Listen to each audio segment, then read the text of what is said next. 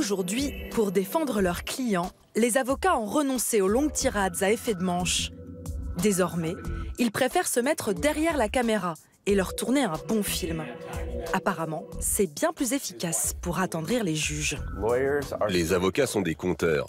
Mais à la fac de droit, on ne nous apprend pas vraiment à raconter des histoires. Pourtant, c'est ça la justice. Une partie a sa version, nous avons la nôtre, et c'est l'histoire la plus crédible, la plus convaincante qui l'emporte. C'est aussi simple que cela.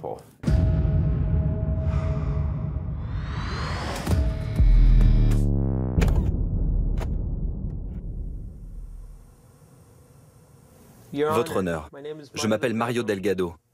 Je voudrais présenter mes excuses à la Cour et aux États-Unis pour être entré dans ce pays sans autorisation. J'ai 79 ans et voici ma vie. J'ai été vendeur, musicien, fermier. Ces petits films racontent la vie de personnes qui risquent de lourdes peines de prison. Ils détaillent leur passé, leur intimité. Ces documentaires ne sont pas destinés au cinéma ou à la télévision. Ils sont tournés par des avocats dans le but d'amadouer les juges. Mario Delgado est arrivé clandestinement du Mexique. Devant la caméra, il tente d'éviter la prison ferme et l'expulsion. Je suis en train de tout perdre. Je suis père et grand-père. Ce papy, affable, à qui on donnerait le bon Dieu sans confession, est accusé de pédophilie. Mais à son âge, il aimerait bien rester en liberté. J'ai fait de très mauvais choix dans ma vie. Aujourd'hui, j'ai honte. La qualité de la vidéo importe peu. Ce qui compte, c'est d'attendrir le seul et unique spectateur auquel ces films s'adressent, le juge, et de l'inciter à assouplir son verdict. Ça marche. Papy risquait 11 ans de prison, mais après visionnage, le juge a réduit sa peine à seulement 2 ans. Les films d'avocats, c'est la dernière mode dans le système judiciaire américain.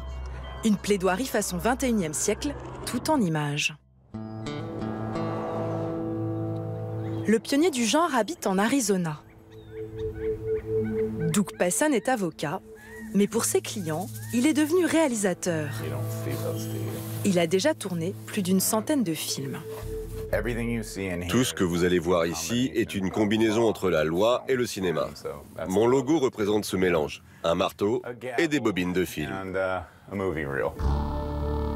Son cabinet ne ressemble à aucun autre.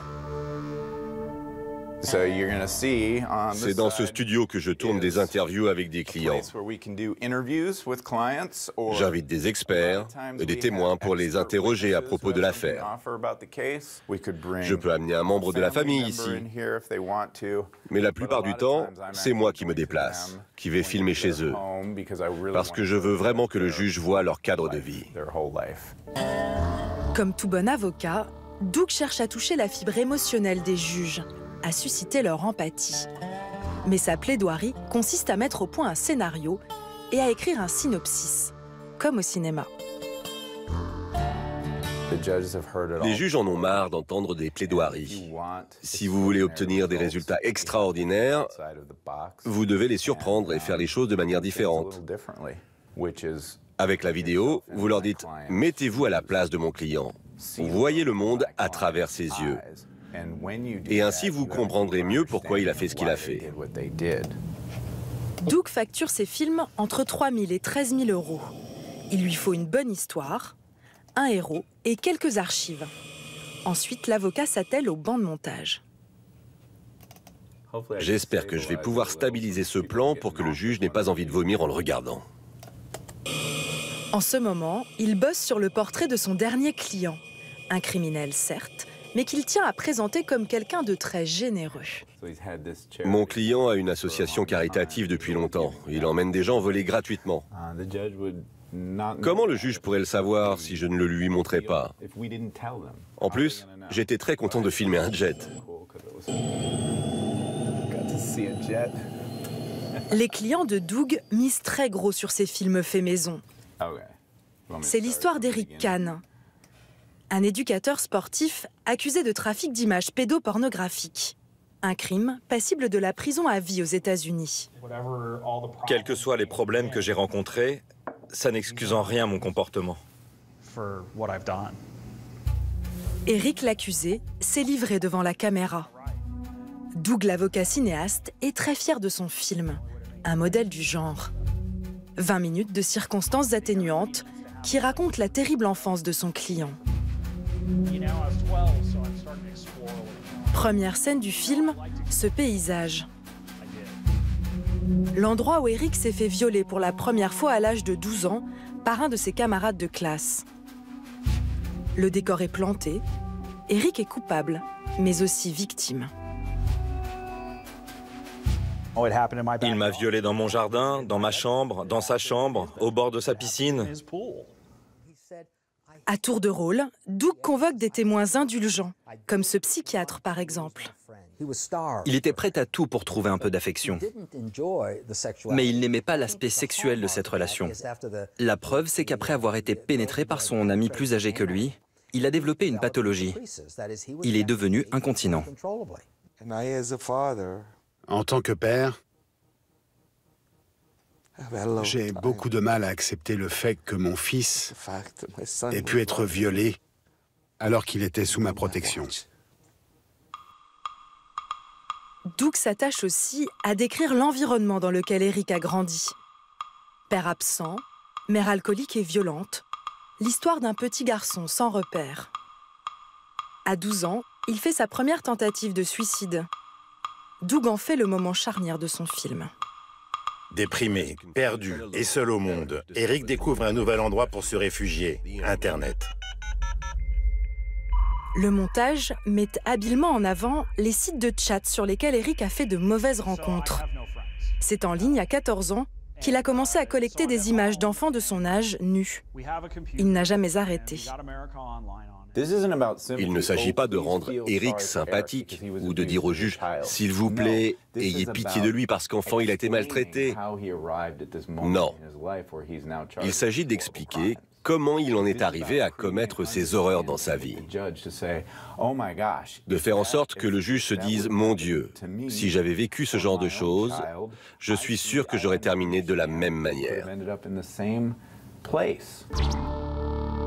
Après avoir visionné ce film, la justice a accepté de négocier avec Eric.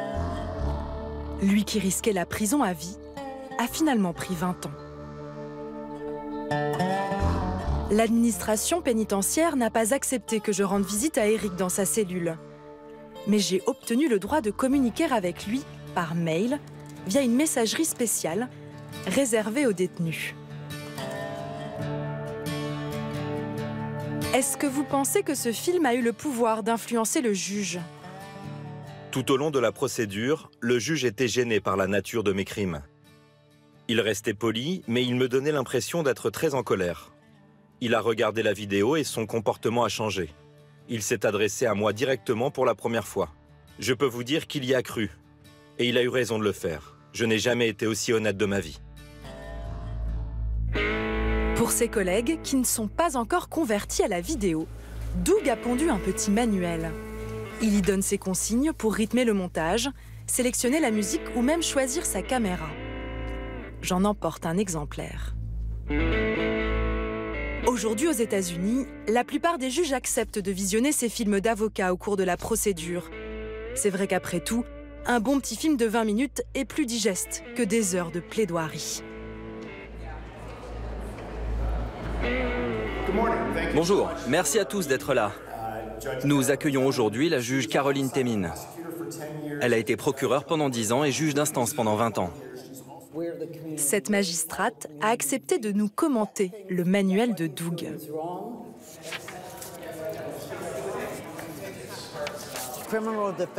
Les avocats de la défense ont comme mission principale et plus grand défi de faire souffrir le juge. Souffrir n'est pas vraiment le mot approprié. Ce que les avocats devraient chercher à faire, c'est nous rendre sensibles à leur argumentation, qu'on considère leur client comme une personne réelle. Les films réalisés par les avocats partagent de nombreux points communs avec les films grand public. Leur pire défaut serait d'ennuyer le public. Vous ne craignez pas que les tribunaux deviennent des salles de spectacle? Non, je ne le pense pas. On a recours à la vidéo tout le temps lors des procès. Les policiers portent des caméras sur eux. Il y a des caméras de surveillance partout sur les bâtiments. Et les magasins en ont tous également. Vous n'avez pas peur de vous faire manipuler? Non, absolument pas. Enfin, c'est le boulot des avocats de nous convaincre. Notre travail à nous, les juges, entre autres, c'est de ne pas nous laisser manipuler par leurs méthodes et de nous concentrer sur les faits. Cette juge n'a donc aucun procès à faire au film d'avocat. En fait, c'est dans le propre camp de la défense que l'on trouve les voix les plus critiques. Emily Galvin est une avocate commise d'office. Mes clients à moi sont tellement pauvres qu'ils risquent de perdre leur travail ou leur appartement parce qu'ils ont perdu leur permis ou qu'ils n'ont pas payé leur loyer. Pour elle, ces films creusent le fossé entre prévenus riches et prévenus pauvres. Si j'avais des financements illimités pour défendre mes clients, bien sûr que je réaliserais de magnifiques documentaires superbement produits avec de la musique capable d'émouvoir les juges, de leur faire ressentir les sentiments que je veux susciter en eux, mais rien de ceci n'est à la portée des accusés pauvres. Ça coûte très cher et pourtant, ces films sont un outil fantastique que tout le monde devrait pouvoir utiliser. Aujourd'hui, dans les prétoires américains, les médias ne sont plus les seuls maîtres de l'image. En réalisant leurs propres films, les parties tentent de contrôler leur com jusque dans le bureau du juge par écrans interposés. De l'émotion sur mesure pour une justice à l'ère du numérique. Your Honor, my name is Mario Delgado.